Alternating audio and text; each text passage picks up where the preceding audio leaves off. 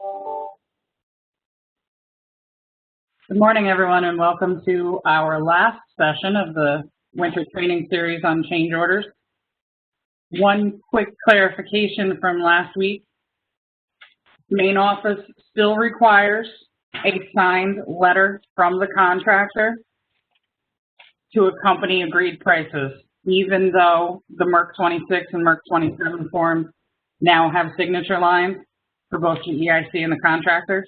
You do still need to provide a letter from the contractor agreeing to the price that's being submitted. Does anyone have any quick questions or clarifications that they'd like on any of the previous sessions? Excuse me. If you do, now would be the time to put them in the chat. And for today, we have many people on the panel to discuss change orders in regards to time extensions and charges, etc. So please, if you're going to ask questions, make sure that you choose the option to ask your questions to the host, presenter, and panelist.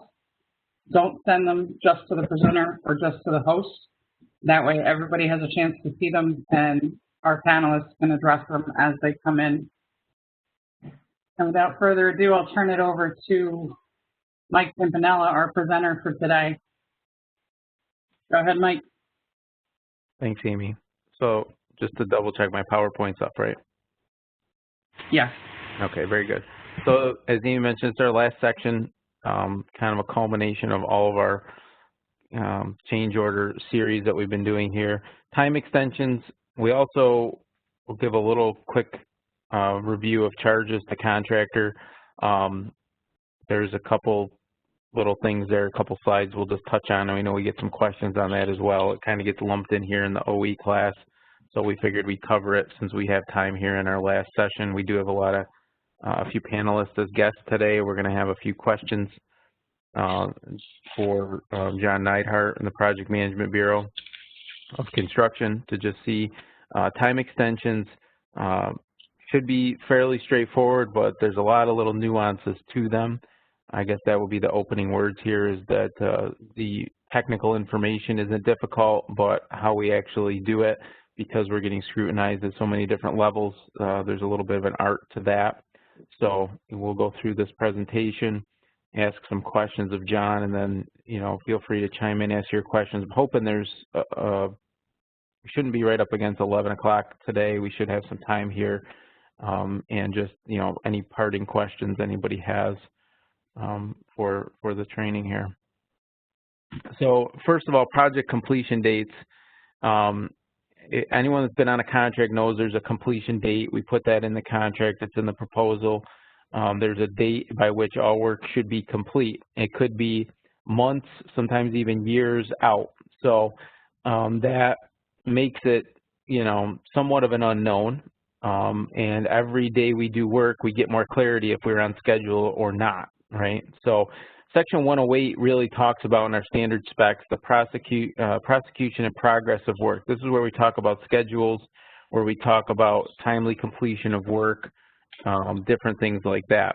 So it probably makes sense, right, that the CAM section dealing with time extensions follows the standard section. So CAM sections 108, 01, 02, and 03 all deal with schedules, completion dates, and different things like that. So the first thing we want to do, and it's more of a little bit of a theoretical discussion, we'll talk about it more with John at the end, but why are contract completion dates important? Why are schedules important? What is the big deal about this? Well, we started off in part one, we talked about we have a contract between the state of New York and a contractor, whoever that is, ABC contractor, whoever we want to talk about.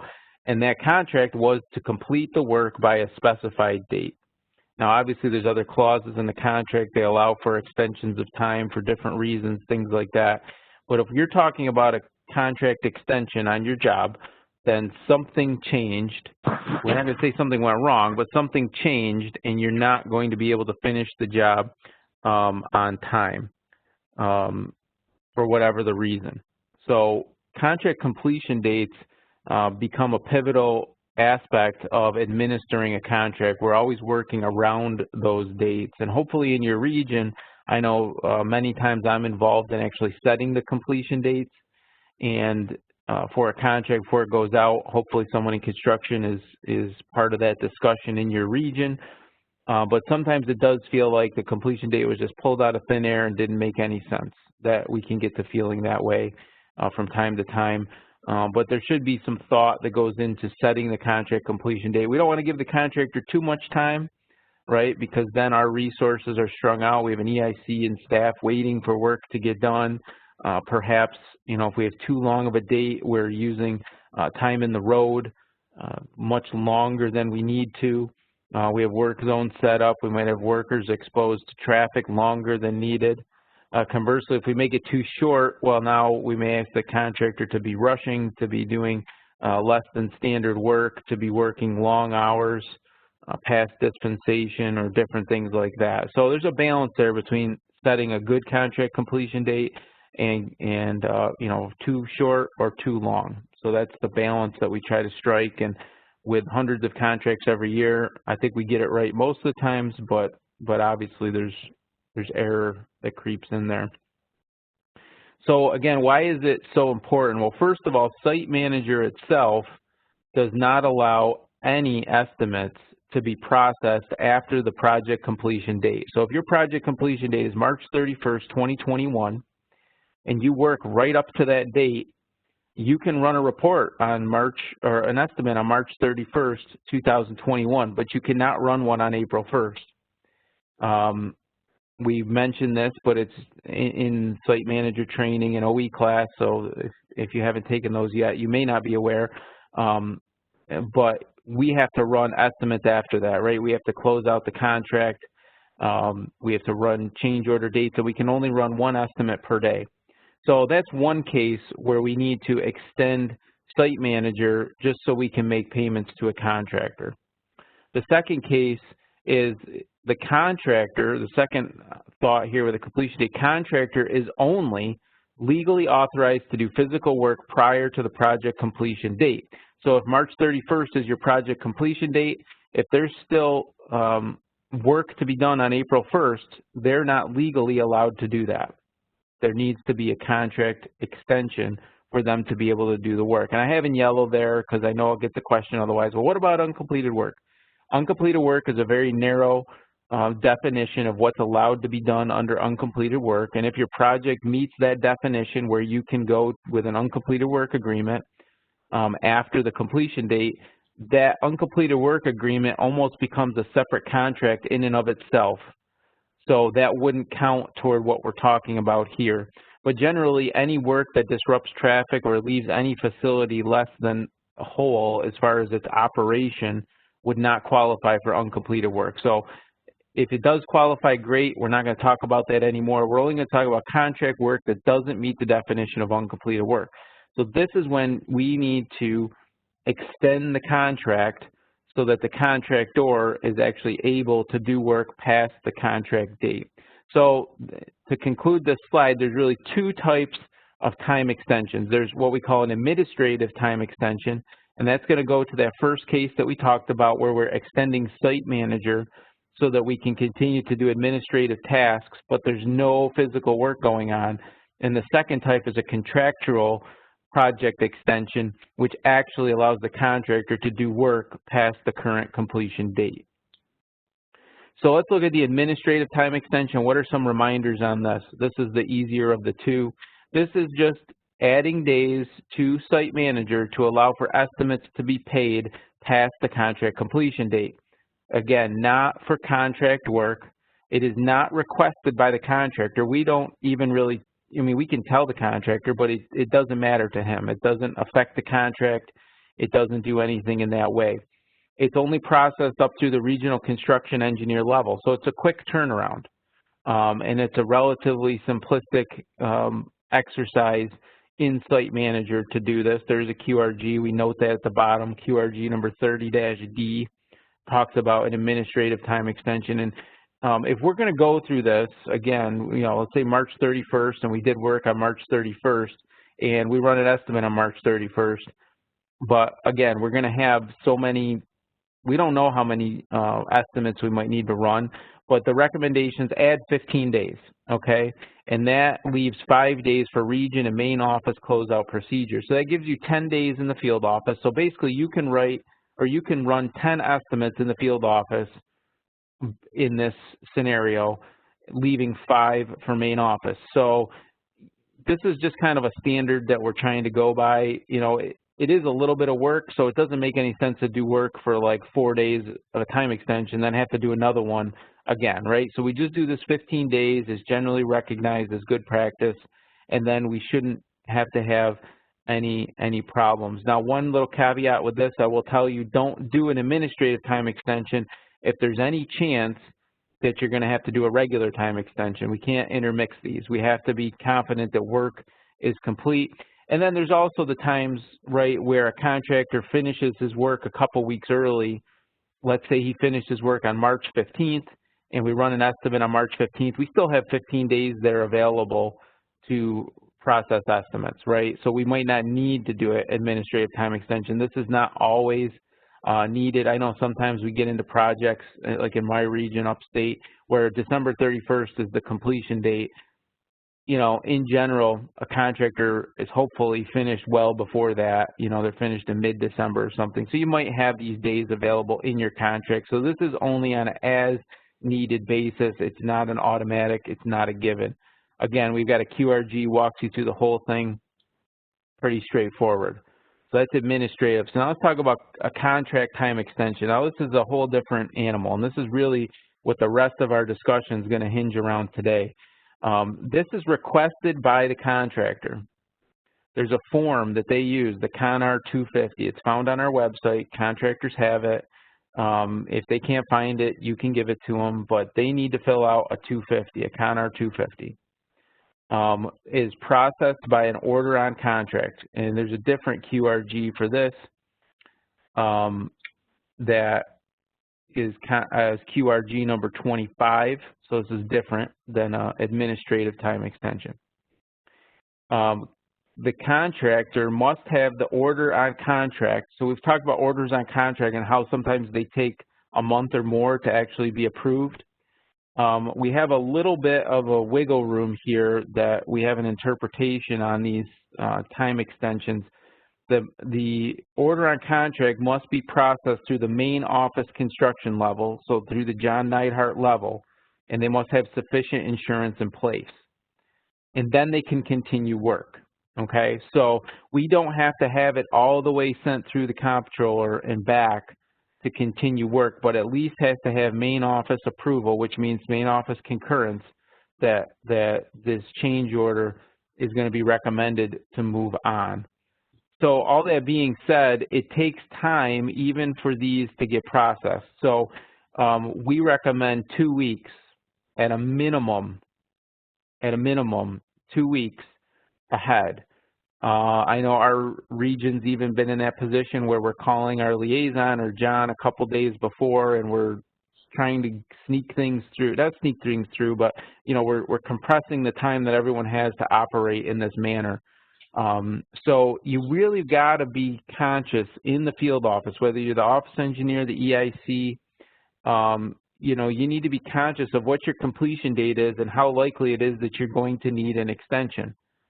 Now, a lot of times, if the contractor knows he's not going to complete on time and it's his fault, he's not going to want to ask for the extension. He's going to think, you know, I'm going to get it done. Everything's going to go great. I'll get this done. This is where we need, you know, to really discern on the job, what's the likelihood the contractor is really going to complete on time. If they don't, we need to get on them to get a time extension in. And we're going to see why the contractor may not want to produce, you know, ask for a time extension. It was kind of a weird situation, I'll be honest with you. When I first, you know, read and understood this, it's like the contractor's asking for an extension. Well, we added all this work. Why is he asking for an extension? Well, that's the way our contract's written. So the way the contract's written is it's the contractor's responsibility to finish on time, even if we add work. That doesn't mean they're not due time. It just means the onus is on him to describe why he needs extra time and for us to review that. Now, at the end of the day, it does feel a little funny, like, well, the work's not done and it can't be done physically in this time period. Someone has to give here. And that's true. So in the end, they're going to get some kind of time extension, but we're going to see there may be some other things involved that we got to think about as we provide a contractor with a time extension. So let's look at one of these 250s. This is the actual ConR 250. And I just pulled the one out of the CAM, so it wouldn't say exhibit at the bottom or whatever. But it's a fairly simple form. You put in your D number, the description, the contractor's name, and they are putting in an application for extension of the said contract to a certain date in the future. They fill that top part out. Then at the bottom, there's work remaining. So they're supposed to type in there what work is actually left to do, and then the reason for the request. Now, this is just some direction because it's in the CAM, so it's not a legitimate request, but the contractor puts in whatever they want in there. We don't tell them what to write. Sometimes it's legitimate, sometimes it's kind of, you know, their version of the story. And, you know, if we think it's their fault and they think it's our fault, it could be a little bit contentious. But the contractor fills this out. If we don't agree or something like that, we don't necessarily send it back and make them rewrite it unless it's just total, complete garbage.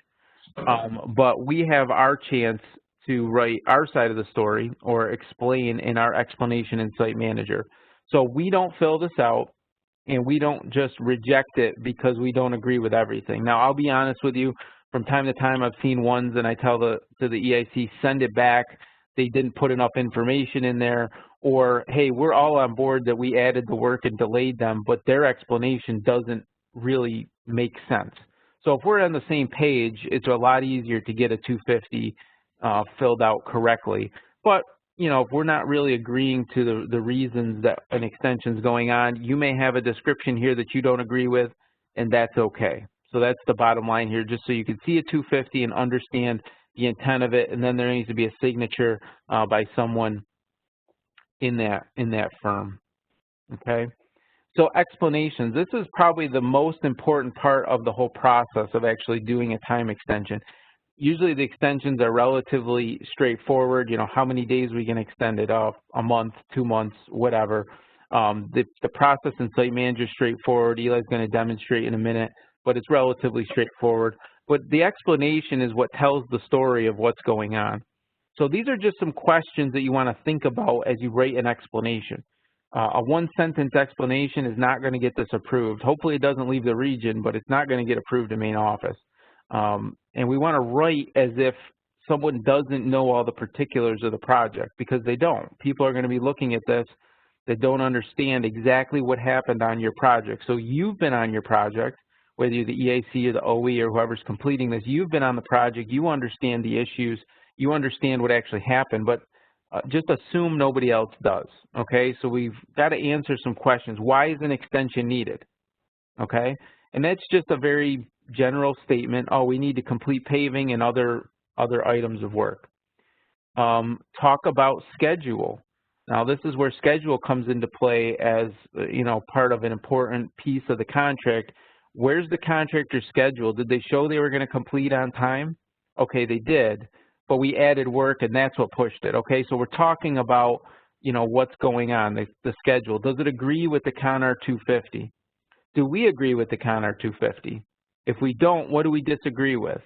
Well, contractor says they were delayed 3 weeks because of XYZ that was DOT's fault. And maybe the case is they were only delayed a week, or maybe they weren't delayed at all because they were waiting for something, right? So explain why or why not, you know, what's going on with that 250 if we think it's true or not. Does the regional office agree? And that is going to look a little different in every region, but right off the bat, when we extend a job and it's not clear cut that it's all the DOT's responsibility, we're going to start talking about liquidated damages and engineering charges. If we're even talking about assessing those or recommending assessment of those, your area construction supervisor at a minimum has to be involved, and he's probably going to involve the construction engineer. So when this hits their desk, the actual site manager change order, it should not be a surprise to them what's going on. And that's why does the regional office agree. So, you know, as the EIC or the OE, we may recommend, oh man, these guys are way behind and we need, you know, they have to incur these liquidated damages and engineering charges, but, you know, maybe that's not the case. We want to make sure the regional office is on board because we've got that 2 weeks. We got that Con 250. It's going to take a couple days to get up to these levels. We don't want surprises. We don't want it to get kicked back down because we still need to get it through main office. So a lot of times this 2 weeks goes by very quickly because there's a lot of work going on, contractors behind, they're trying to finish things. We've got this time extension. Sometimes it's just, well, I got it in there, just approve it. And no, we need to get these things right. And then in the explanation, we need to indicate if we're recommending with or without charges or damages. So put that right in the explanation. And we're going to talk about what those are in a minute, about the engineering charges and the liquidated damages. So now we're going to let Eli run here, and he's going to actually show you how to input this in Site Manager.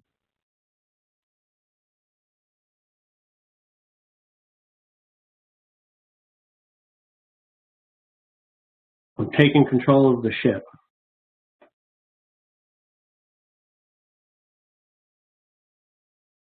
Whoa.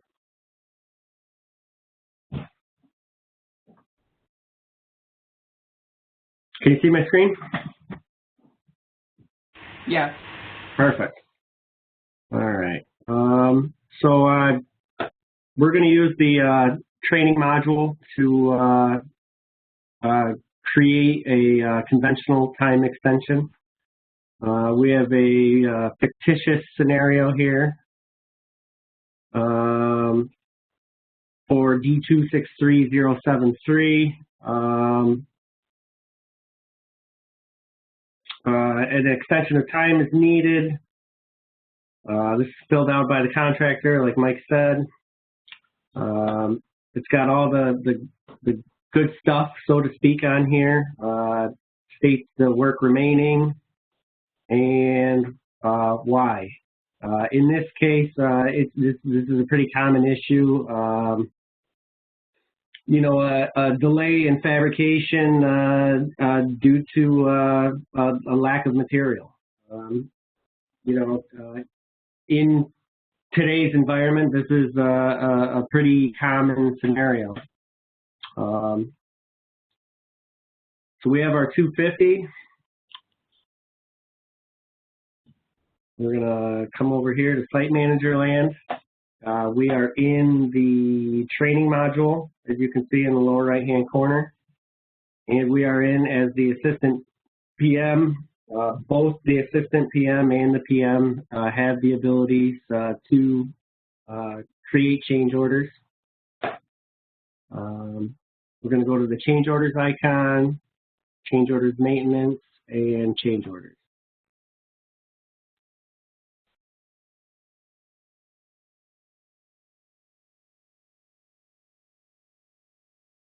All right. Just like the FCP that we did earlier in the series, and like your DWRs, upon your initial entry, first of all, you have to tell it what job you want to be in. Services, choose keys. We are going to be in D263073.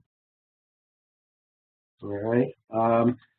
Once again, this is the training module. You are going to see some very bizarre things, like this is change order number 215.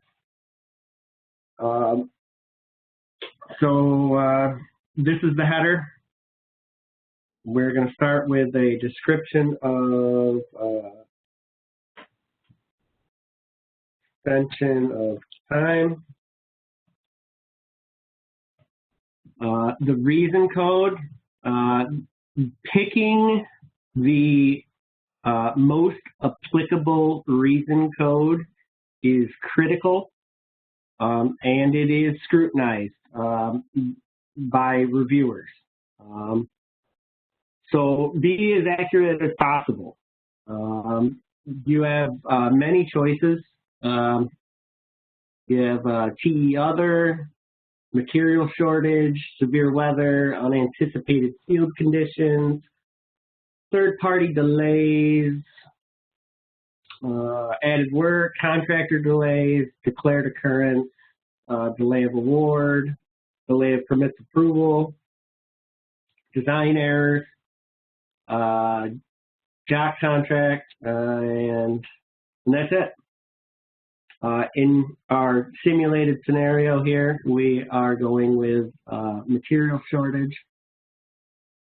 It is an extension of time for the change order type.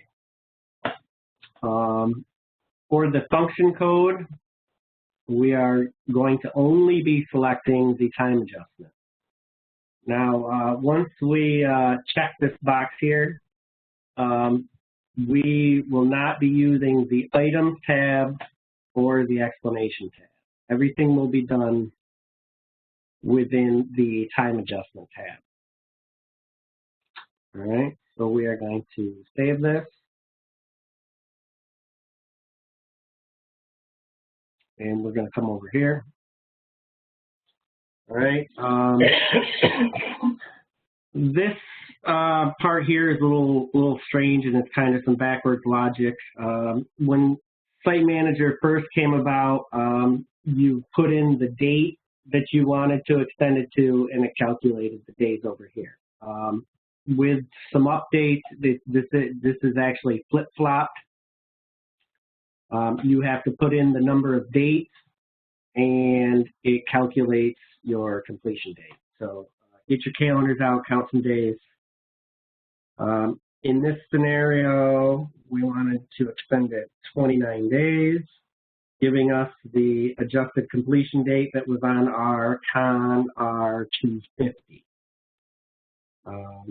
I have a canned explanation here that I wrote earlier,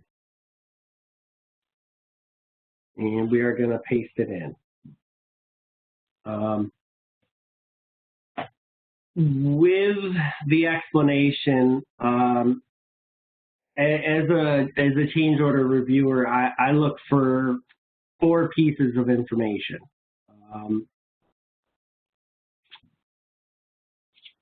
What's left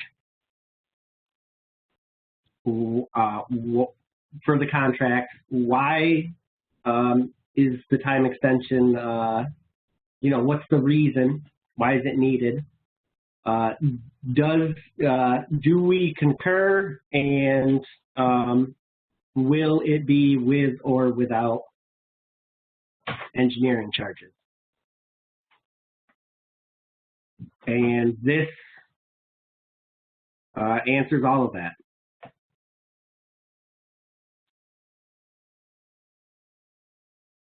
So now that we have our explanation in, we're going to save again. We're going to go back to the header, and we're going to attach our 250.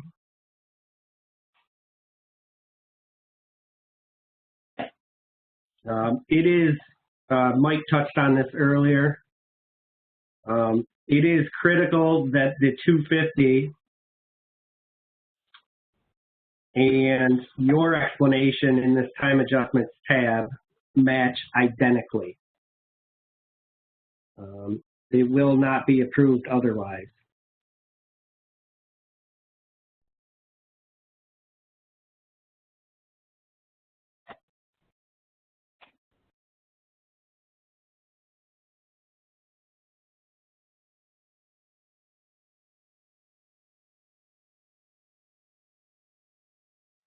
Give it a basic name and attachment, or a basic name and description for our attachment.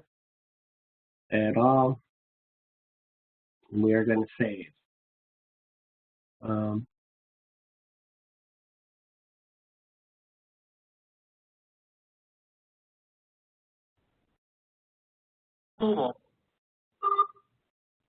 right.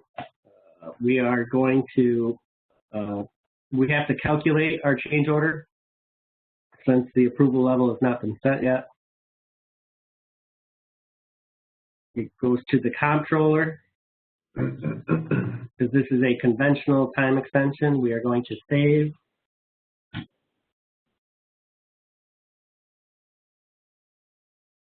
And switcher depending.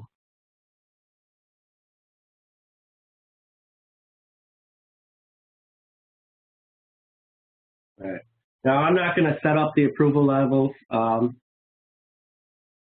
You know, it's similar to our FCP that we did earlier, the project manager, regional change order. Construction area supervisor and regional construction engineer are all specific to your region, wherever you may be. The main office construction change order is Mr. Tuttle. The director is Mr. Neathart. The accounting funding, the funding supervisor, and the controller can all be found on the QRGs.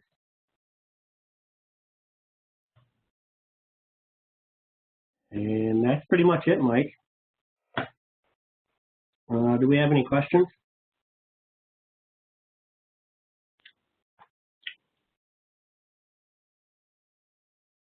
Nothing in the chat box. Sweet. Okay. Perfect. Thanks, Eli. Yeah. So that's actually how you get one into Site Manager and how that would look. Okay. We mentioned we're going to just hit on charges a little bit. These this one not so much, but the other ones a lot of times go hand in hand with time extensions and extra work. Work zone traffic control is a charge. Again, just kind of throw it in here. If you are on a project, if there's deficient work zone traffic control, again, this is part of our, if you read the CAM, you know, steps, positive steps to gain compliance in different areas. We may not find a contractor the first day that there's some deficiency if it's minor, but repeated deficiencies or a major deficiency on a given day, you can withhold this amount of money per day that situation goes on. So I had a situation this year on a contract. It was between 2 and 5 million. That's, so you can see from this table, it's $500 a day for that situation.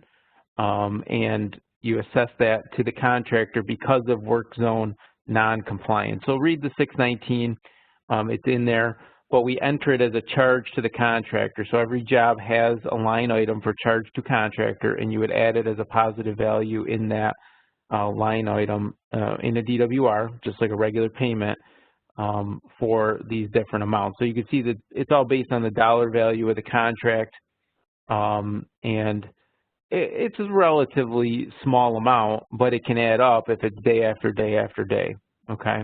So it's just something that we want to consider. Now, obviously, you work with your construction supervisor. If something continues for a long period of time, even if it's minor, maybe you end up shutting the job down or something like that. You know, I've been involved in those situations as well, but this is a step to gain compliance in this area. And it's kind of a way to take that big lump sum amount that a contractor has bid for the entire job down to a daily rate. So if they have a day that they're not doing it proper, how do you just take one day out of a $50,000 item? Well, this is telling you how you do that, and it's contractual. So that's one type of charge. Another one we want to talk about is an incentive disincentive, and incentive disincentive. So if you have the 698 items, so a lot of times we close a road to replace a culvert or bridge or something like that. I know we use this relatively frequently in our region. We might incentivize them opening it so many days early, and conversely, there's a disincentive for every day they go over. So if it's an incentive, so if they open early, well, we utilize this item, there should be enough money already associated to the item to meet the entire incentive. So if it's 5 days at $2,000 a day, there should be $10,000 sitting there. So you can pay up to the maximum amount. That's no issue. But if they don't finish on time, we don't use that item. We actually would charge that against the charges to contractor or against the liquidated damage item, and then you bring the incentive disincentive down to a 0 through a change order. So just a kind of little nuance there. We wouldn't try to minus or have a negative amount in a disincentive. We have to use the liquidated damage item. So in that case, that's what we would do. Liquidated damage. Oh, go ahead. Yeah, I just wanted to chime in quick. Make sure that when you're entering those charges to the contractor, they are entered in Site Manager as a negative number. If not, you're actually paying the contractor. Okay, so it's a negative. It is a negative, yes. And we did run into that exact scenario here in recent too. Okay, very good. I do see one other question there. What if you don't agree? So I think that was back on this slide. I'm sorry. I think Kathy's talking about the explanations for the time extension. Okay. Whether the ConR 250 and your explanation in Site Manager land should sync up, and if they don't, that's one of the things I highlighted was if you concur or if you don't concur and why, and say so within your explanation in Site Manager land. Yep, and if you don't agree with the contractor, so the most common scenario would be contractor says, I was delayed by weather, by a bunch of other things that aren't compensable delays, and DOT says, no, you were just bad at the work and you didn't finish it on time. That's the most common issue we would have, to be honest with you. And so if we don't agree, DOT still does what they think is right. Contractor can dispute it just like they can any other item of work. And that's where it gets a little, I don't want to say contentious, but this is where, it can get difficult and why you need your regional office to be on board and not just go off and do something, on your own. You need to, have the regional office on board to make sure they're behind the decision and everything agrees. I know every region handles that a little differently, but, that's the situation you get in when it's not clear cut, is that, contractor wasn't efficient and didn't finish their work. And they are trying to blame other things, which they're always going to. They don't want to pay liquidated damages or engineering charges if they don't have to. Hope that answered that question. Liquidated damages, they're defined in the standard section 10803B. A liquidated damage and an engineering charge is not a fine, okay? So we want to keep that in mind right off the bat. It may come across as a fine, as if it's like punitive. Well, you didn't finish on time, so we're going to punish you. It actually legally is not that. A liquidated damage is saying we don't have a facility open to free use in the time period specified, and that costs someone something. So we may not think it, wow, I've got another week of, a flagging operation going on. Who's damaged? Well, all the cars that have to wait in that line with the flagger, they're damaged. We are putting the public at more risk. A work zone is just more dangerous inherently than a regular operation of a road. We may impact a business or a home or something like that with our lane closure. The bottom line is there are damages out there, and they may not be readily apparent, but when we break it down, there is some less than optimal use of the highway and the system available to the public than if we were done on time. So this is applied when work is delayed by the contractor. So this is usually a clear-cut situation where they had plenty of time to do the work, they didn't get it done, okay? And we see what the liquidated damage is in the standard specs. There's a table of liquidated damages. Sometimes if we have an interim milestone note written into the contract, there'll be a different liquidated damage than what's in the standard specification, so you want to look for that in your proposal. And it's usually assessed per day that you don't have the facility back open to traffic in a full operational condition, okay? So you want to, that's what you want to know about that. And again, this is not necessarily a light step to go to assess damages. That's why you want to get your regional office involved. Make sure they're on board with whatever you're doing. The second one is engineering charges, and they're also defined in the standard spec 10803A. this basically is the same situation as liquidated damages, where you are assessing in a case where work is delayed by the contractor. So generally they go hand in hand, engineering charges, liquidated damages. This is the cost of us being out there as the DOT. So if we had a schedule and we said you need to be done by August 31st, and they go another month just because their own inefficiency, the contractor, the DOT is harmed because our staff, we have mileage charges, all of that, you know, there's a cost to that. So that's what engineering charges are meant to recoup, is those actual costs. Now, the bottom line here is pull out the CAM if you get into this situation. It gives you very detailed explanation of what to do, the CAM 10803. And how you come up with the rates, our individual rates. You have to write a memo to accounting to get our rates. You have to keep track of mileage. It's kind of like a force account, to be honest with you. You're tracking your actual time spent on the job, miles spent on the job. I believe it's written in the CAM this way that we don't just charge every day after the completion date to engineering charges. This is actually inspecting physical work on the job. So you got to be careful as the EIC if you're not completely related to actual physical in the field work. Not all of your time may be part of the engineering charge, especially if you have multiple contracts or you're starting another contract. But even if you're doing office work to an extent to support the contract, closing out things, if it wasn't just because the work was delayed, if it was just going to happen either way, you wouldn't charge that off. So we're a little conservative with that. We're really looking for when we're out there inspecting, that's the time that we're charging against engineering charges. But again, follow the CAM. You have to do a little work to get the rates and the accounting rates for individuals there. I think that kind of wraps this section up. We do have one question. We've got a couple questions in the chat. Yeah. Did you want to take that first one? Where is it? The fuel and asphalt one? Yeah, slightly off topic, but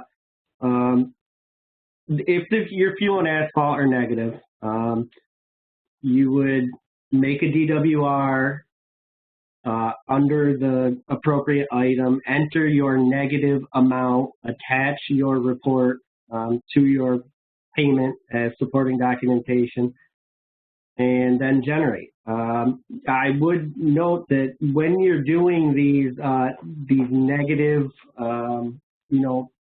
charges to the contractor, negative fuels, negative asphalt, make sure you're in a scenario where there's other items that are being paid in there as well, or you're going to end up in a negative estimate scenario, and then you have other issues. That's a good point, Eli. It's very important to assess your engineering charges and your liquidated damages each month timely. Even if you don't agree with those charges, they can always be reversed later. But it's very difficult to assess charges at the end of a project after everything else has been paid. Yeah. And I'll address the next question. Some regions, Region 8 in particular, requires that all Con-R 250s be pre-approved by the region and signed off on before they are attached in Site Manager. That is a regional preference. I don't know what other regions do that, but again, you're all supposed to be taking this knowledge that you're getting and having conversations with your regional change order specialist about specific regions' procedures. We do also include consultant inspection in engineering charges. So that will come from the actual consultant billing. And again, it's for active inspection. So office engineers and resident engineers will not be charging all of their time to engineering charges. It's solely related to the active participation during that extended period of time. Yeah, very good. I think that answers those questions nicely. And if you are, we had one other buried back there. If your extension of time is substantiated through the CPM schedule, if you have the CPM item in your contract, often you will be attaching something from your CPM schedule to your time extension change order as well. And I think that caught up all the questions that were addressed to all of us. And yeah, and that's, yeah, very good. And the CPM item is a little bit, if you're doing everything proper and they're doing everything proper, the schedule will be good. But sometimes the contractor schedule and what's realistic, we may not have an accepted schedule because we may be disputing something. So you can also use main office to run what-if scenarios to see if the logic actually works out. Sometimes the CPM thing can be, going down a rabbit hole too. So you have a CPM, you got to pay extra attention to your completion date and, have your ducks in a row. You just can't end up 2 weeks before and be able to really respond accurately to a change order unless you've done all the time extension request, unless you've done all the work up to that point to know where your schedules are. So schedules is very important. Incentive, disincentive part again. Just as far as the incentive, disincentive, if there's an incentive to be paid, you pay that in the item. If you have to invoke a disincentive, you're going to use the liquidated damage item and eliminate the incentive item. So it's not just a negative against that item. You have to enter a negative against the liquidated damage item. That was the point for incentive, disincentive. Okay. All right, very good. Now we're going to take a few minutes. We're going to talk with John Neidhart and anyone else from the main office that's on the panel that wants to jump in. Just to kind of, honestly, John's looking at all these, him and his staff, they're looking at all these time extensions very closely, the explanations, and, whether you as a field, if you're a field employee, whether you understand or not, but this is a big part of, just some ways we're improving statewide with trying to apply uniformity to situations. Schedules are very important, our project schedules, and even our commissioner has put in a lot more emphasis on meeting project priority schedules, being on time with our projects as best we can, and when not, applying these different damages as appropriate. So it'd be good to just talk with John. We know he's the director of the Project Management Bureau section in construction, and him and his side of the house, they review all these time extensions. So maybe, John, you can just reiterate for us to start why our schedule is so important when it comes to time extensions. Sure. Thanks, Mike. Good morning, everybody. Yeah, Mike, I think you hit on a lot of these. I think, obviously, contract schedules we know are very important. They're important to both the DOT and to the contractor, but probably for somewhat different reasons. Whenever we're letting a contract, we're doing this work because we need the new facility, we need the service, whatever it is that we're doing. We've already deemed it to be something that we think is important enough to let a contract for. So we're trying to achieve an objective. And it's, the objective is for the end users, the traveling public. Completion date is essentially our promise to the public that this is when these facilities will be opened by. So we have an obligation to make good on that promise and to minimize the impact to the public. Sometimes there are political reasons, but we don't generally, get into that kind of stuff. I mean, our goal is to get the work done and to get it done timely. Let other people worry about things like political reasons.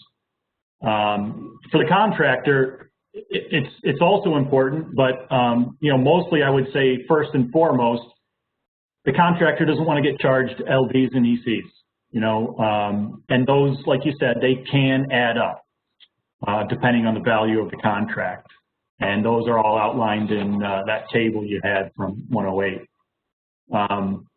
And of course, any extra time that he spends on the contract is extra overhead. He wants to get in, get out, make his money, and do a good job and go on to the next job. So The other thing that I think some contractors are probably looking at is if they're a potential contractor that would do design build work. So missing a completion date and being charged liquidated damages could affect his ability to get shortlisted on future design build contracts. They have to report any LDs in excess of $25,000 in their statement of qualifications when submitting a proposal for a design build contract. And this is considered and rated by the evaluation team for that design build contract. So that's something else he's really got to keep in mind. Yeah, good. That kind of sets the stage for us on why schedules are important. I know sometimes everyone doesn't worry too much about the schedule till the end, but we should be, getting that monthly update whether we have the CPM or not. So just talking about that 250, the Con-R 250. So, why is that important from the department's perspective to get, a good Con-R 250 from our contractor? So that's important, and so is the explanation. And we look at both, and the thing I'd like to remind everyone is it's not just regional office that's reviewing these. It's not just main office that's reviewing these, right? These go to the Office of the State Controller, and they review these as well. And so the narrative has to make sense. They are tasked with, making sure that we're spending the public's tax money properly, right? So they look at all these things, and in order for it to get approved, everything has to agree and the narrative has to make sense. And we check that before it goes to OSC. So when it gets to main office, if there are any anomalies, you or your area supervisor will be getting a phone call and to make sure that we square everything away. Yeah, very good. So we want to get those 250s in. We want to match what's in our site manager with what's on the 250, and anything that's crazy or wild the contractor might put down, we want to make sure it's legitimate or send it back to them. So maybe you can just describe what you guys look for in your shop at the end here for construction, what you're looking for specific in the explanation. Sure.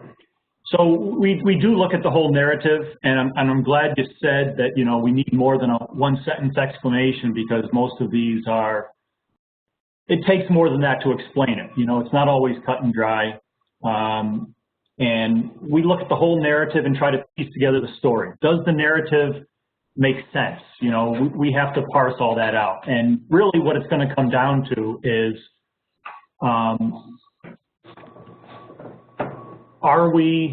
is the contractor getting a time extension with or without charges? That's really what it's going to come down to. So what we do is we look at what work is remaining. We have to determine why the TE is needed. We have to know who's responsible. And,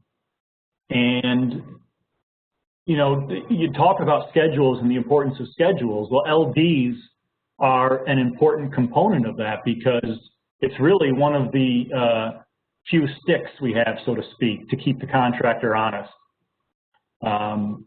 And so that they don't miss their completion dates. If we don't assess charges, damages, when we're supposed to, when we're contractually obligated to, it doesn't really bode well for future contracts.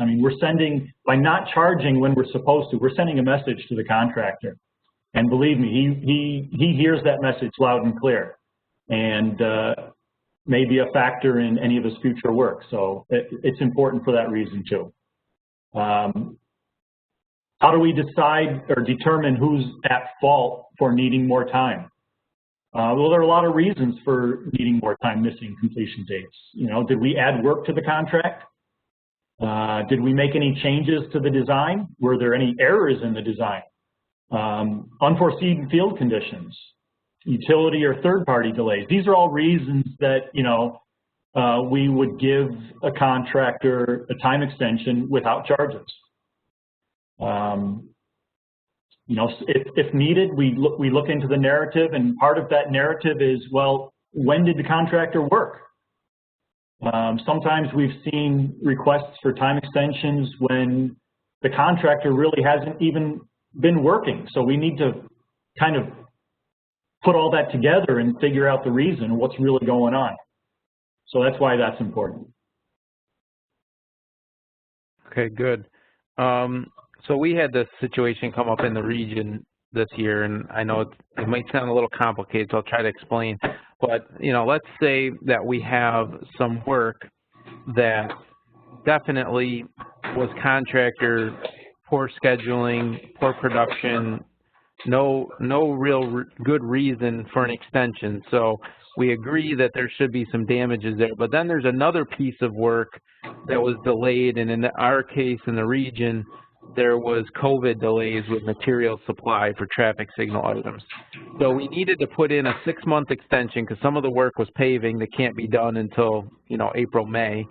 Some of the work was signal work that was done in January, February, but we didn't view that as needing charges. So how would you handle a situation where you kind of have two things that are the reason for the extension, but only one of them will attribute to the contractor and the other will contribute to compensable delay? So that's okay. That's a scenario that, you know, I don't know if people really think about that as much as they maybe ought to, but you're talking about splitting the difference between how much of it was due to our delays and how much of it was due to the contractor's delays.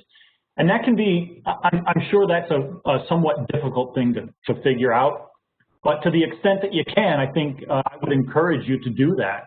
And basically what that means is we're asking for a time extension. You know, if we need whatever it was in your example, 2 months, and we had a month of that and the contractor had a month of that, you don't have to make the damages start at the end of that time extension. You can make them start before then. And I really appreciated that because I was working on this when it was one of my projects. I don't know if my EIC's on or not. She might be, but instead of having to write 2 different explanations and try to explain it all and then like, okay, are we just going to like forget about this other work that needs to be done and just get this 2-month extension without charges? But we really know we need a 6-month extension because there's some work with charges later. We don't have to get, you know, main office saying, don't get so in the weeds with it. Just make it make sense. Put it in your explanation. Talk about where the charges are going to be levied, where they're not. Like, we can do that. Just do what makes sense. And I think that's usually where construction gets a lot of credit as a group. We try to do things that are practical. We're fair. You know, the contractor was due some time without charges, but he also had some time he's going to get charges because he didn't finish on time. So those are things that it may sound a little complicated, but I know in our case we had 1 phone call with the liaison.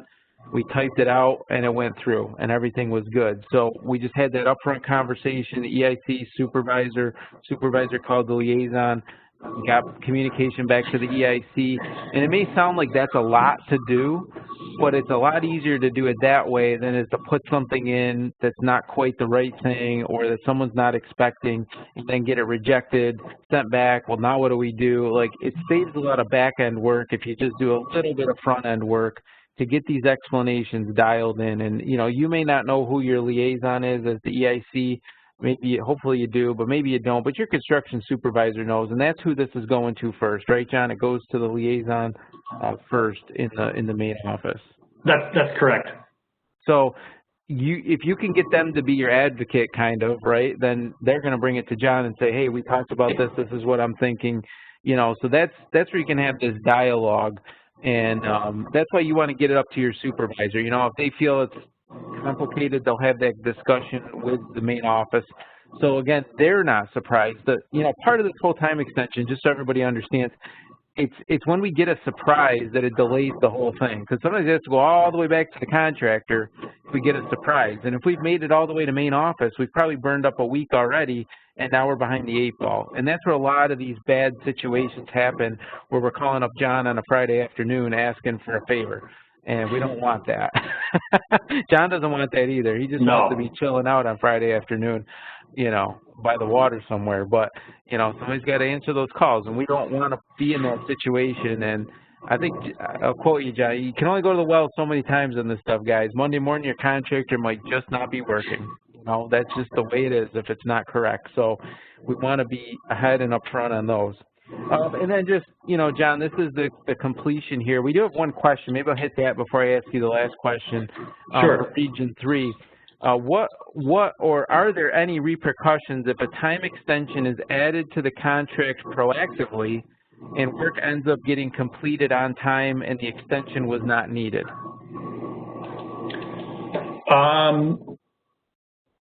I think that's a great question, because that's what we're kind of trying to talk about here is be proactive, get ahead of things. But yeah, there is always that chance you're 2 weeks out. The weather was 80 degrees and sunny for the next, you know, 2 weeks, and they did just kind of get it in there. So I don't know, what's your thoughts on that? It's a good question. I guess if it was a time extension where we're not charging the contractor, I guess there's no ramifications, right?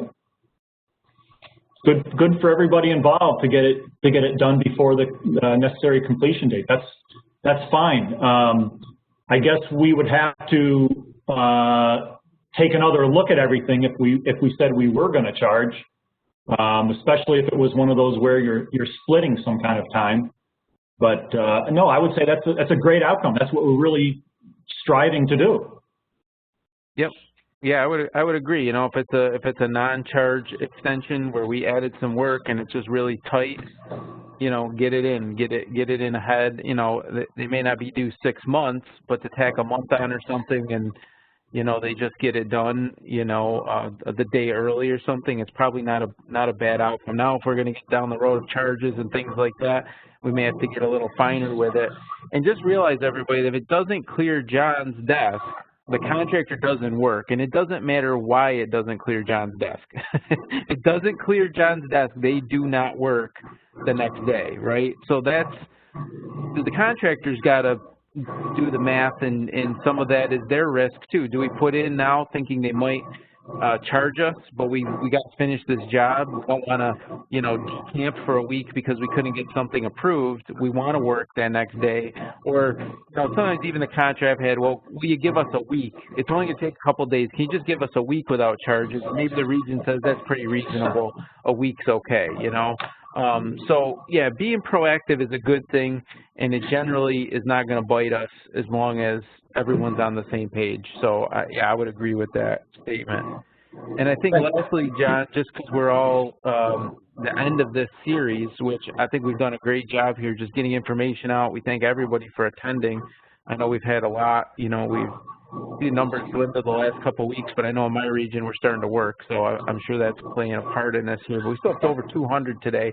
You know, what are some just final words, other reminders for everybody when it comes to change orders? Because again, you guys are seeing all of them from the whole state come through your shop. Sure. So I'll just go over a couple of things that we've jotted down that, you know, between Joe Tuttle and myself, things that we've seen that kind of tend to trip up change orders. Change orders in general, you know, time extensions, which are a special subset of those.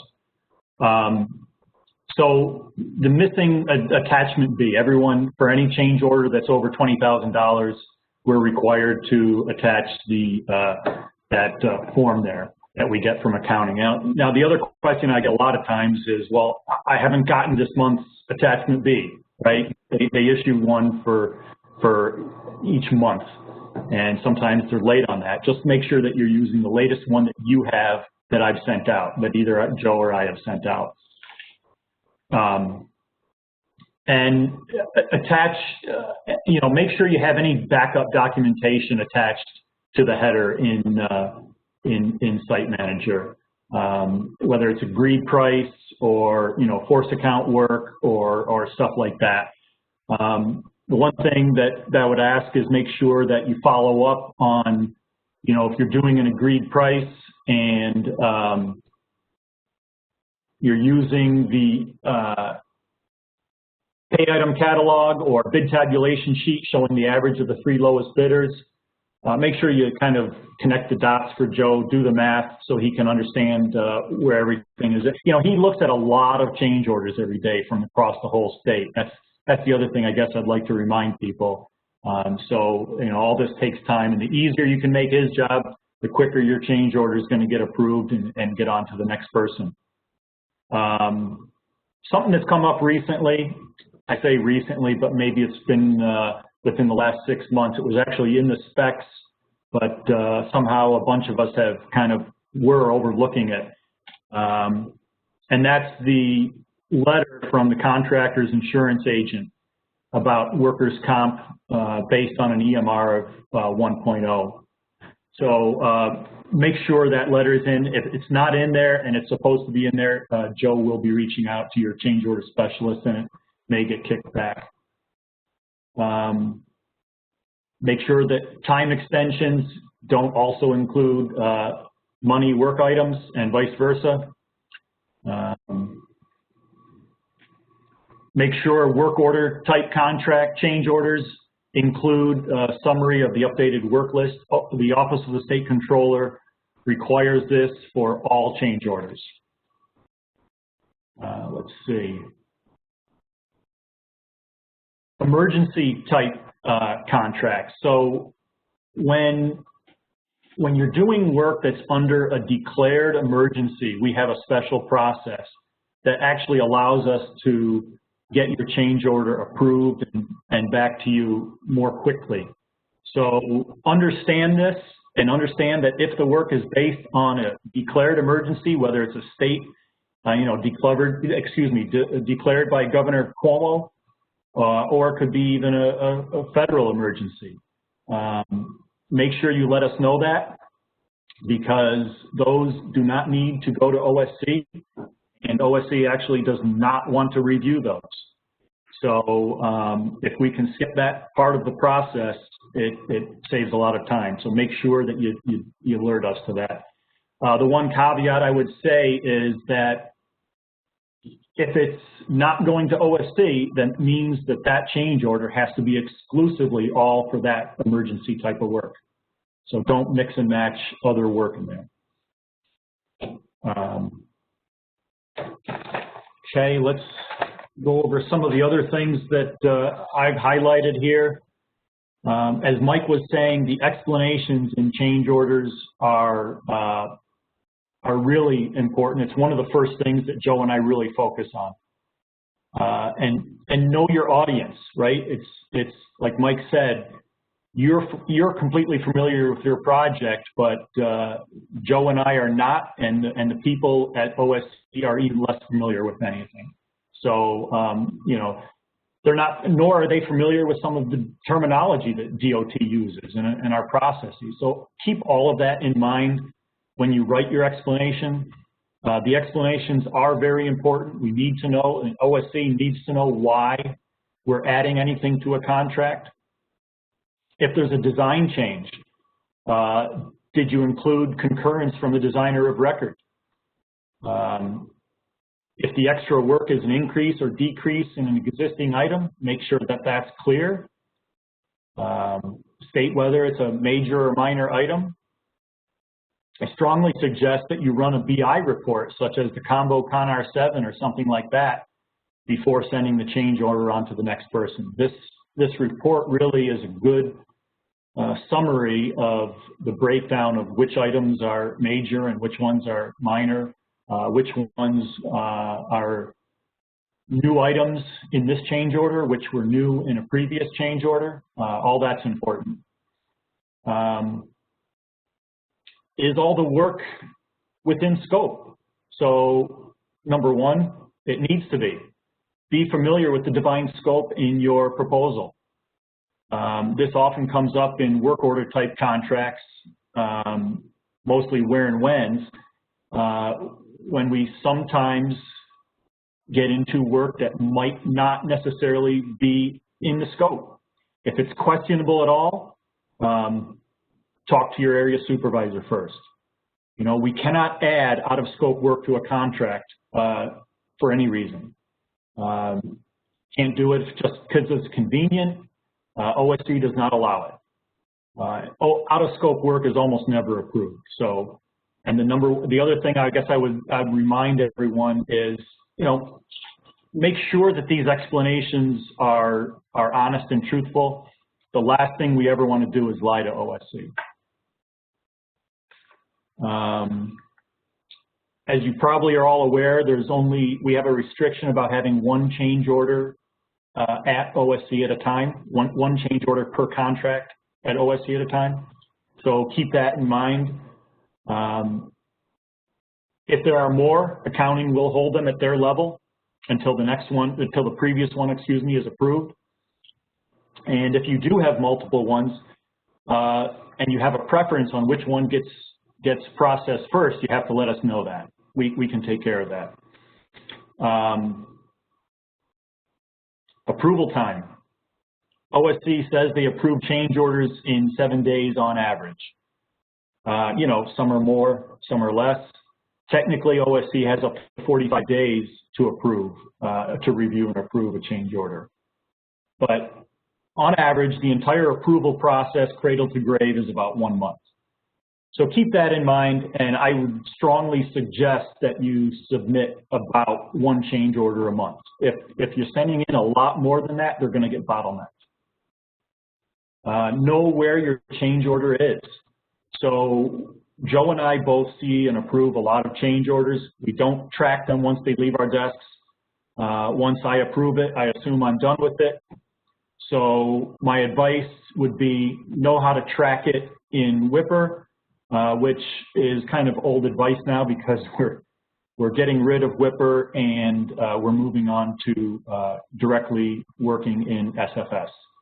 I wish I could give you a little bit more advice about that, but until we're finished with the blackout, I'm really not going to know how to track a change order in SFS.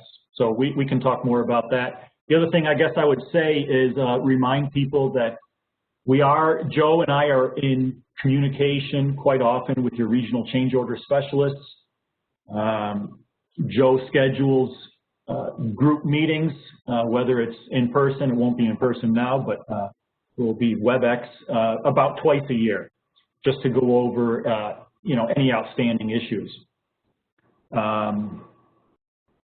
The other thing we once in a while will see is don't use D-contract to purchase equipment. This is always a no-no and will definitely get flagged by OSC. Don't not to mention in your change order. Don't mention politicians' names ever. I know sometimes it happens that politicians do get involved, but OSC doesn't report to any politicians. They oversee.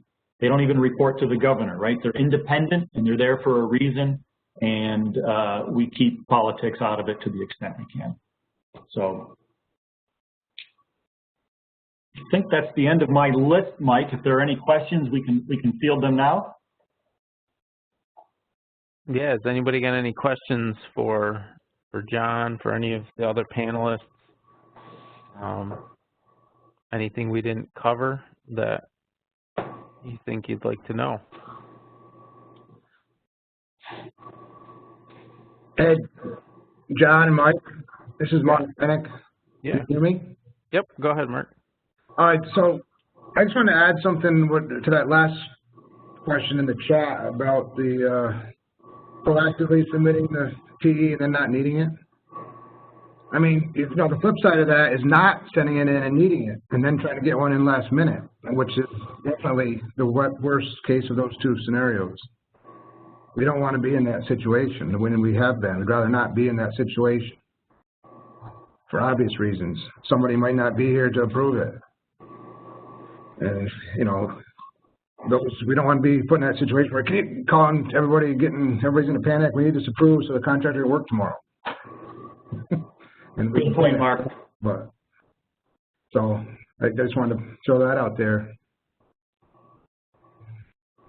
I think it's better to not worry about, just putting it in, and if you don't need it, then so be it.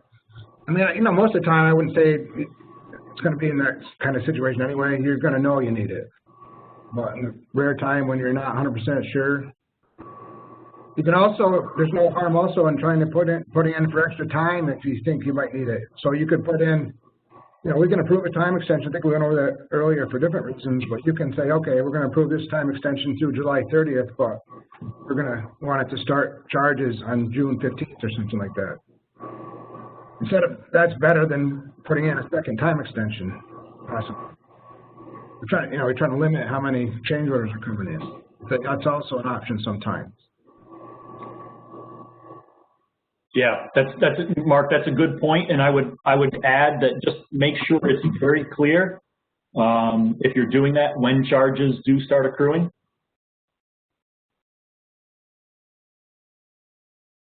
Yep, good reminders.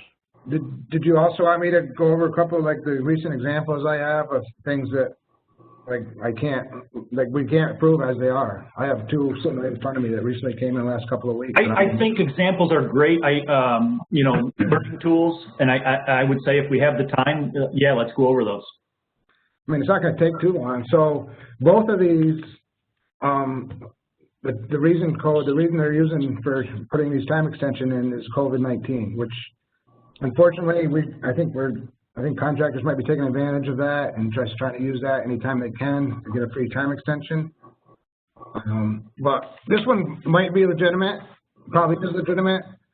And the contractor is asking for a time extension. They're saying it's due to COVID-19. The suppliers weren't able to procure the raw materials in time, or whatever it was they're looking for, which, okay, that's probably true. But we need a letter from the supplier or from the manufacturer stating that due to the pandemic, we had to shut down their shop or whatever.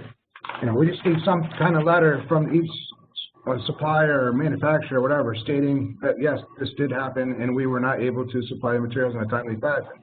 Just go by what the contractor says. We can't approve it like that because anybody can say, oh yeah, due to issues with COVID, I couldn't get supplies. So we've seen that quite a few times. Which, like I said, it's fine, probably is fine, but we need to have those letters. So when it comes to our level, we don't have those letters. What happens? Now it has to collect a draft. So these can be added. I think Mike touched on that earlier. Now you just wasted a week, 2 weeks, whatever. Wasting time.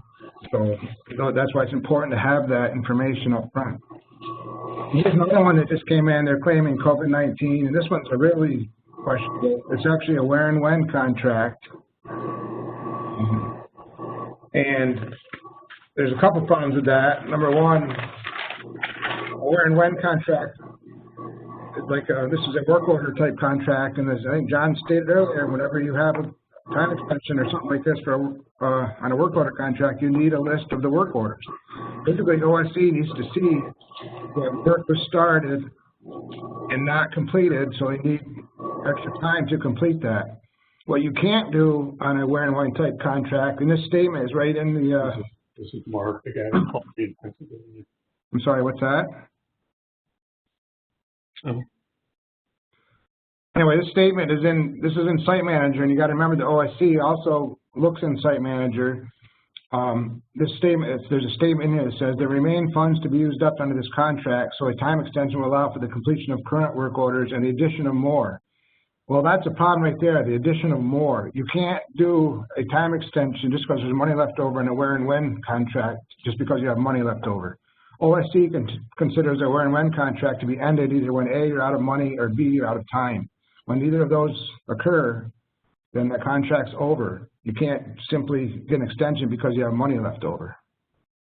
You can only get a time extension to complete stuff that was already started. And their reason behind that is because their opinion that contract should be a new procurement now. So you should already had a new where and when contract in the works to replace this one that's expiring.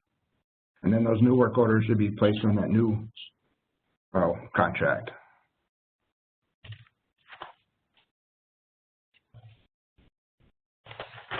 So in this case, they're claiming COVID-19 is their reason, and to me that seems like a stretch. That's what I was saying earlier. Seems like they're just using that as trying to get an excuse to get a time extension approved on this one. Those are like 2 examples I had right now in front of me. Those were good, and it spawned a comment here, a question about are time extensions allowed? Are they never allowed for where and when contracts? And that's a definitive no. They are allowed. We just got to be really careful what we do with where and whens all the way around. And you know, there's been discussion at higher levels than just the contract, individual contract level in your regional office, statewide, about what we do with where and whens. The quote-unquote wide open scope is a problem. You know, we do have to be careful what we do with them. But basically, all contracts should be replaced in a timely manner.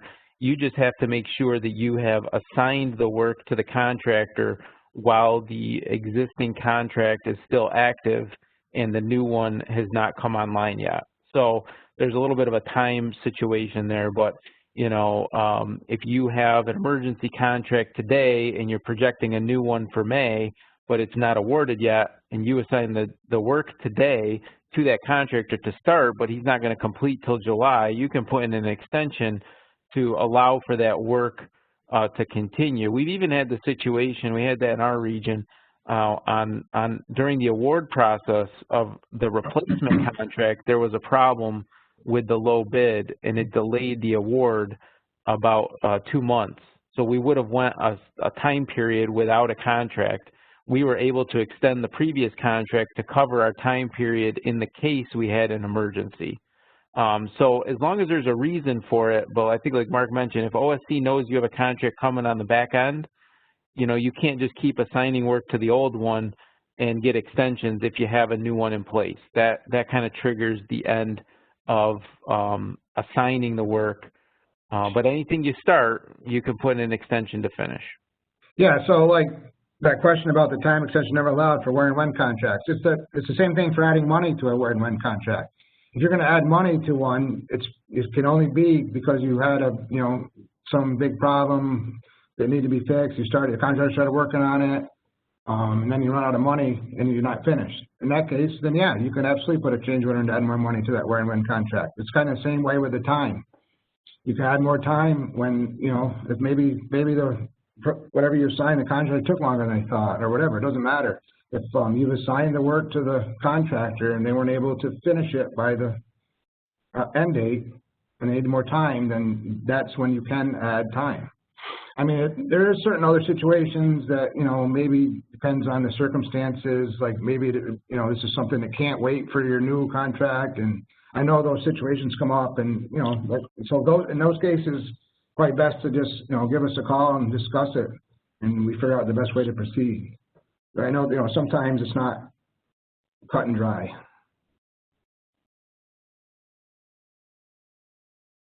Yep, very good. Any other questions today, everybody? I know we're approaching 11. I think we got a lot of information in here, but any other questions? Yeah, go ahead. This is Joe Tuttle. Just a couple little thoughts. When the change order on the time extension comes into me, I send it. I do a real quick review of the easy stuff on it. Does it have a ConR 250 on it? And then I send it over to somebody like Mark that's a liaison, and eventually then he gets back to me. And if you look in the tracking under the approval, when I approve it, you'll see his decisions on liquidated damages and engineering charges. For instance, under him it would say MP, and then his comments. And this is going to be a question kind of to John. How does the region know if the main office differed with the liquidated damages and the engineering charges? I know it's on my comments. And the only other thing I want to point out is on business intelligence. On just about every change order, I pull up the report that's the ConR 7 explanation change order analysis. And that's basically where, and I compare it to Site Manager. And that's, so like John had mentioned, I suggest everybody pull up that report because that's where the majority of the comments come out of. So, John, the part about the comments from the main office, how does the region know our comments? I can answer that, your first question. Yeah, go ahead, Mark. So, you know, so if I don't agree with the region, you know, maybe I think they should have engineering charges and LDs, we won't just send that to you without talking that over with the region first. So be assured by the time you get that, and that's in our comments, that we've already discussed that with the region.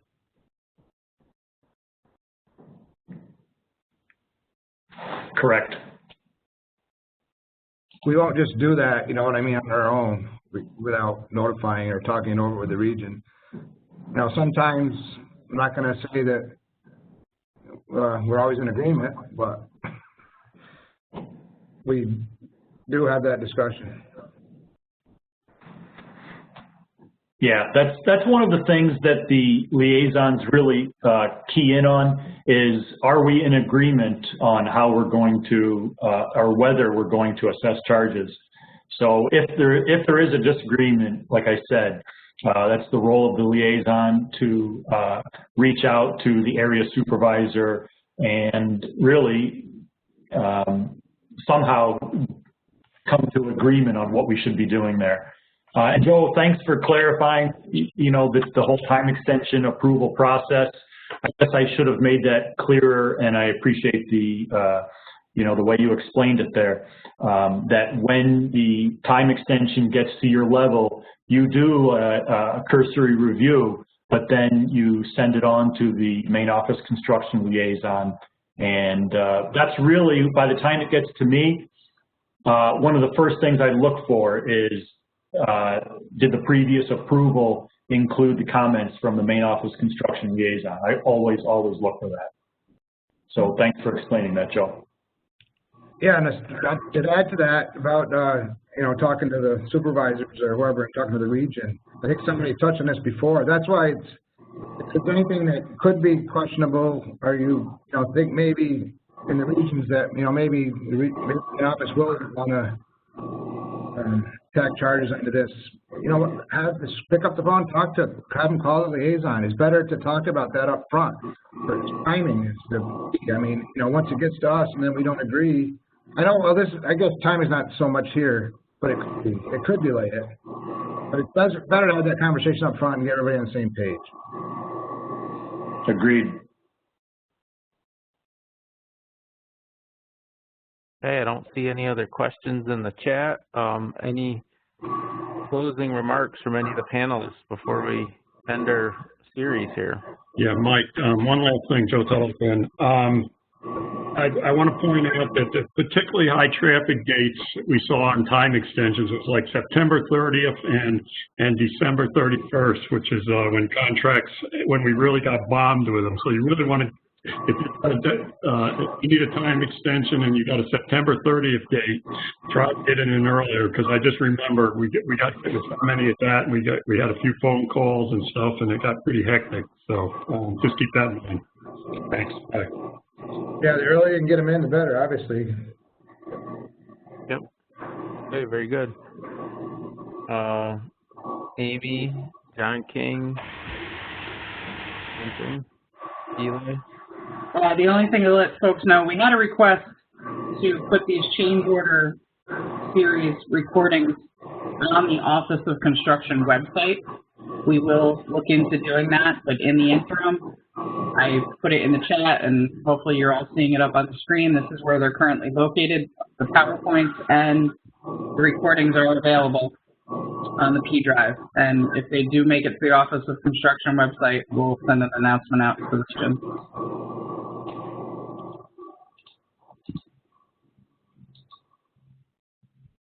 John King, what do you got?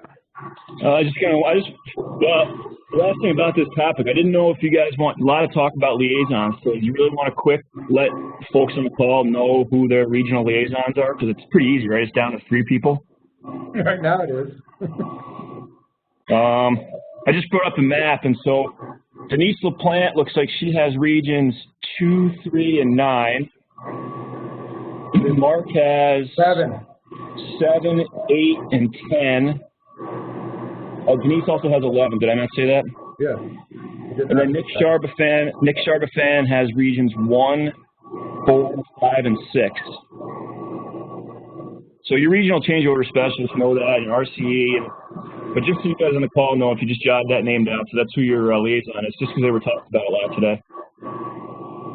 And then just regarding the whole change order series, I just want to thank everybody that, you know, Amy and Mike and Eli and Heather, and I don't want to name all the names, so I'll forget somebody, but it was an awesome job. And, you know, we had right around 250 to 300 people per session. I think it went great. And later this afternoon, I'll get the last of these recordings posted out there on the P drive so you guys can all access them and, you know, back and pick stuff up when you need it.